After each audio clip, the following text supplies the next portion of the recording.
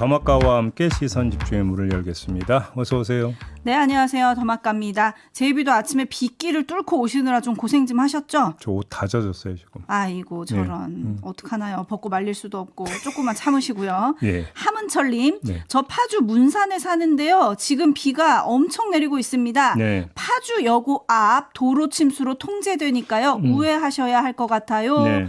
라고 해주셨고요. 네. 그다음에 임금님교의 캔디님, 동타는 비가 양동이로 들이붓듯이 오고 있습니다. 출근길 여유 있게 나오시는 게 좋을 것 같아요. 라고 비 소식 전해주셨고, 권광효님은 의정부에서 부천 운행하는 8906호 광역버스 기사님, 지난주부터 시선 집중 팬이 되셨다고 합니다. 라고 올려주셨는데, 어이구, 고맙습니다. 오늘 비 오는 날 운행하시기 쉽지 않을 텐데요. 예, 8906호 광역버스 기사님 안전운전 하세요. 네, 지금 비가 뭐 곳곳에서 퍼붓고 있고요. 이것 때문에 도로 통제도 여러 곳에서 발생을 하고 있는데 이 상황 종합해 보도록 하겠습니다. 곽전 리포터 전해주시죠. 네, 안녕하세요. 현재 서울 포함한 수도권, 영서 북부, 충남 북부에 호우특보가 내려져 있습니다. 이들 지역으로 시간당 20에서 60mm가량 폭우가 쏟아붓고 있는데요.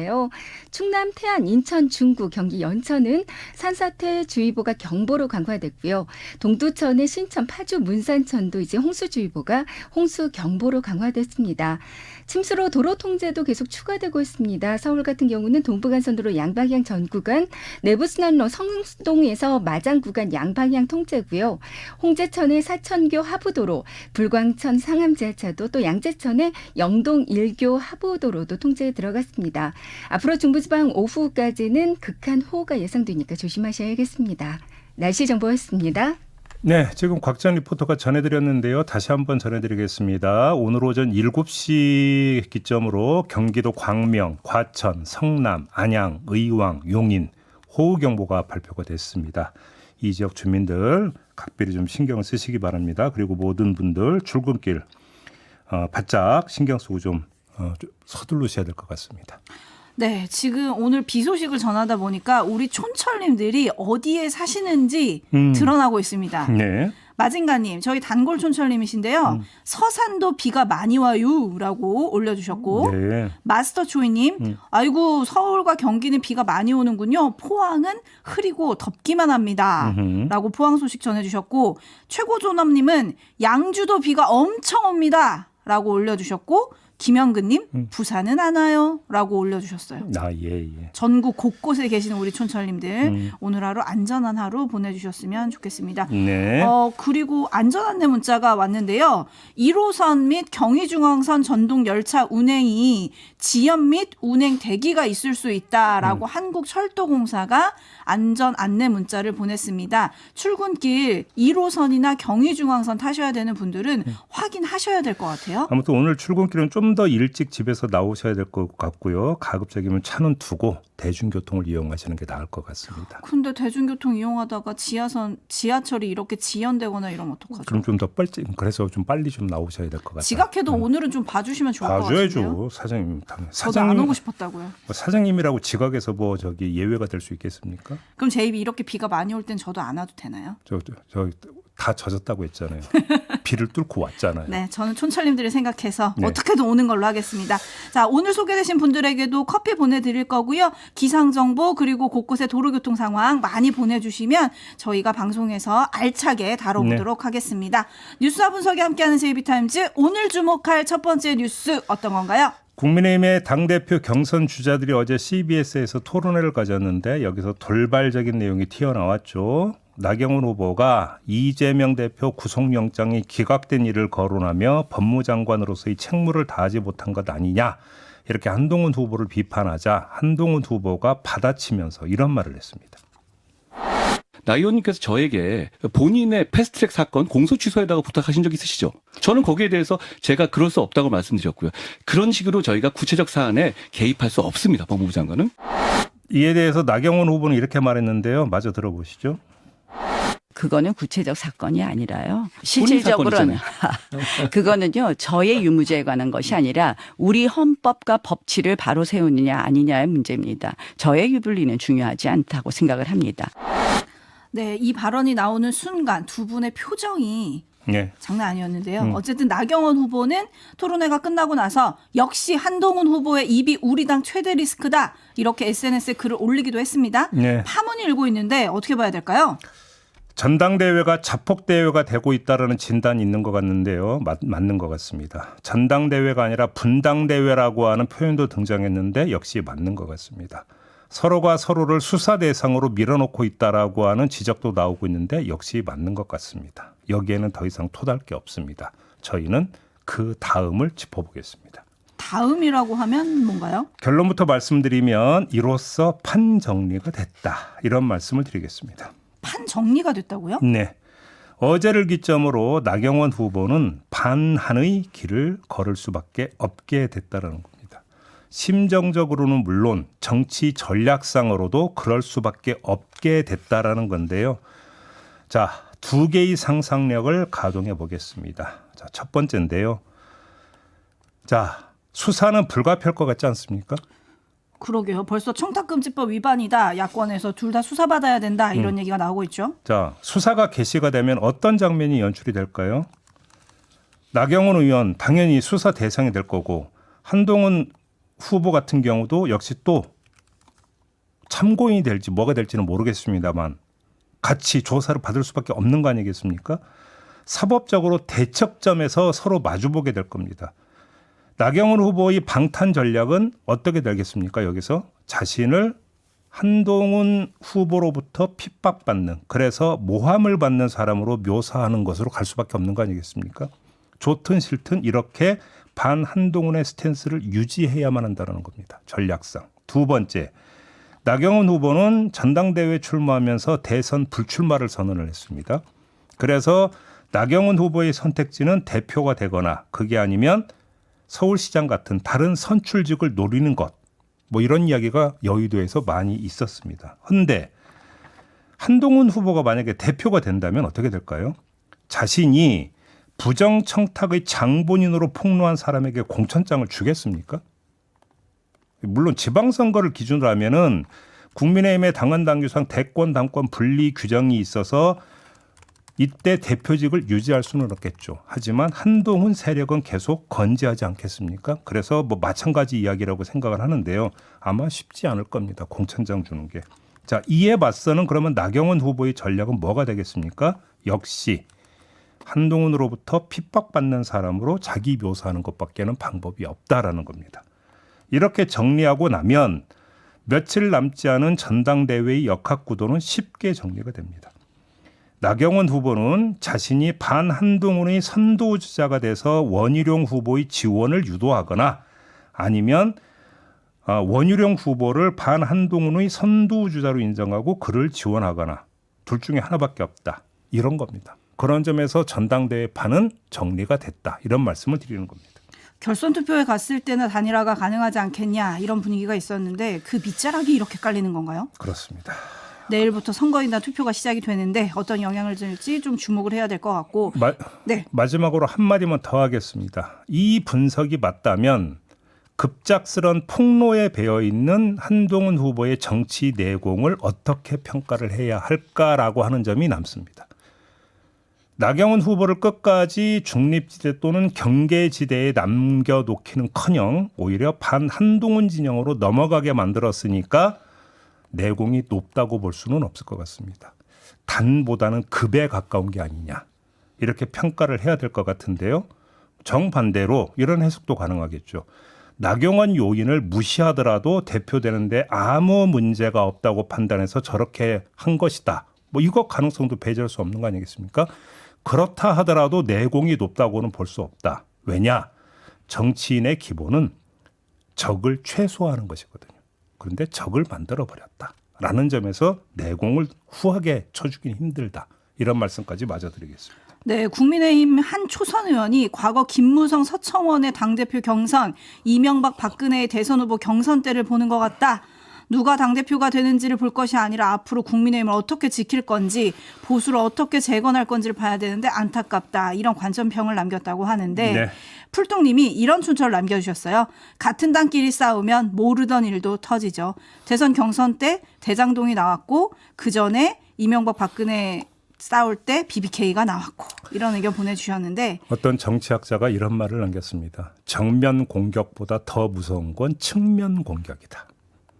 이런 말을 남겼거든요. 딱 여기에 들어맞는 진단인 것 같습니다. 엽기토끼님이 이렇게 진실한 분들인지 그동안 몰랐습니다. 라는 촌철 보내주셨고 데이지님 듣는 우리도 당황했어요. 라고 해주셨고 네. 마스터 조이님은 이제 2번의 파이팅 기회가 남았는데 네. 어떤 걸로 카운터를 날릴까요? 라고 해주셨는데 오늘 KBS 토론이 있습니다. 네. 여기서 또 어떤 얘기가 나올지 주목해 보고요. 마징가님이 결국 집안 싸움이 숨겨진 진실을 밝히는 건가요? 라고 보내주셨는데 어떻게 될지 좀 지켜보도록 하고요. 반면에 0966님 너무 막장으로 가는 것 같아 씁쓸합니다. 라고 보내주셨네요. 다음으로 가겠습니다. 최상병 사건 수사외압 논란 과정에서 튀어나온 전화번호가 하나 있었죠. 02800-7070. 이 전화의 명의자가 누구냐. 이게 상당한 논란이 됐었습니다. 지난해 7월 31일 이 번호로 이종섭 당시 국방장관에게 전화가 걸려왔었는데 그 직후 무슨 일이 발생했느냐. 이 첩보리짓이 떨어지고 이른바 수사외압으로 의심되는 현상이 주르륵 이어졌다. 라는 점에서 도대체 이 번호의 주인은 누구냐 이 문제가 불거졌었습니다. 그런데 어제 이 번호의 명의자는 대통령 경호처다라고 하는 KT의 답변 내용이 공개가 됐습니다. 대통령 경호처라고 됐습니다. 그런데 제가 볼 때 이거는 그렇게 큰 의미 있는 팩트 확인은 아니라고 진단을 해야 될 것 같습니다. 왜요? 왜 그러냐면 대통령실의 내선 번호는 보안상 경호처에서 일괄 관리를 하고 있다고 합니다. 아하. 그렇기 때문에 이 번호가 대통령 경호처로 되어 있다고 해서 대통령 경호처 사람이 이 번호를 썼다라고 지금 단정을 내리는 것은 너무나 단순한 접근법이다. 이렇게 봐야 될 것 같고요. 따라서 오히려 주목할 점은 여기에 있는 것 같습니다. 박정훈 대령 항명 사건을 심리 중인 중앙지역 군사법원 재판부가 지난해 7월 28일부터 같은 해 9월 2일까지 이 번호의 수발신 내역을 통신사로부터 제출받기로 결정을 했습니다.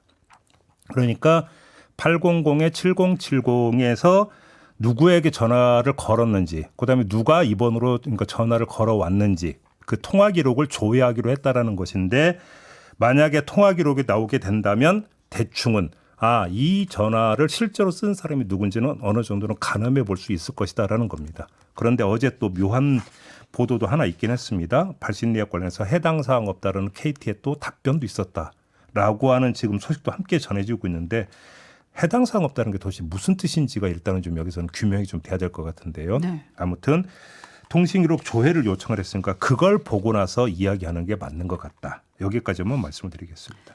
네, 은하수님이 결국 전화를 한 사람이 누구인지가 중요하겠죠라고 해주셨는데 바로 이게 중요한 거겠죠. 그렇죠. 그리고 김동준님 7070 번호가 경호처 것이면 왜 진작 밝히지 않았을까요? 이것도 왠지 물타기 같은데요. 혹시 경호처한테 책임을 미루는 거 아닌가요? 라고 해주셨는데 사실 어제 나온 보도를 보면 지난해 5월 23일 대통령실이었다는 거잖아요. 원래 그 번호 고객명이. 네. 그러다가 대통령 경호처로 변경이 됐고 지난 5월 29일에는 가입을 해지했다가 다시 또 재개통을 했다고 하고 사실 이 대목이 중요한 부분인 것 같거든요. 해지했다가 다시 재개통을 했다. 이럴 이유가 없었거든요. 그 사이에 뭐가 있었는지를 봐야 되는데 그렇죠. JTBC 보도가 나왔다는 거잖아요. 그때. 이 번호로 전화가 걸려왔다라고 하는 보도가 있었었죠. 네. 그리고 그래. 그 다음날 해지했다가 재개통했다라고 하니까 그럼 해지했다가 재개통하면은 뭐 예를 들어서 뭐 통화 기록이 뭐 안 남게 되는 거지 뭔지 이런 것들 좀 사실관계가 좀 확인이 돼야 되는 거겠죠. 그러니까요. 네. 이번에 확인이 될지 좀 지켜보도록 하고요. 근데 사실 이거 가장 확인하기 쉬운 거는 이종섭 전 장관이 밝혀주는 거잖아요. 네. 밝힐 리는 만무하지만 오늘 한겨레 보도를 보니까 이종섭 전 장관 측이 이렇게 얘기를 했다고 합니다. 중요하지 않아 대답할 가치가 없는 내용이다. 네.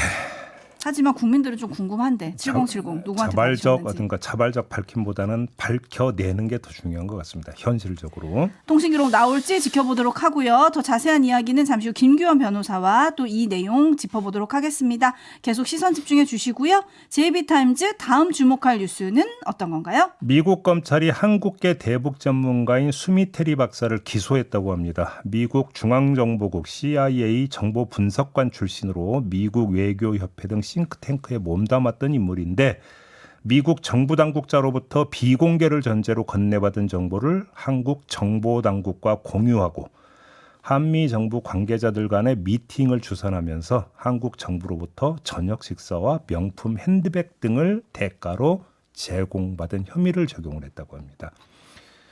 저는 이 소식을 들으면서 두 가지가 떠올랐습니다. 하나는 과거형, 하나는 미래형인데요.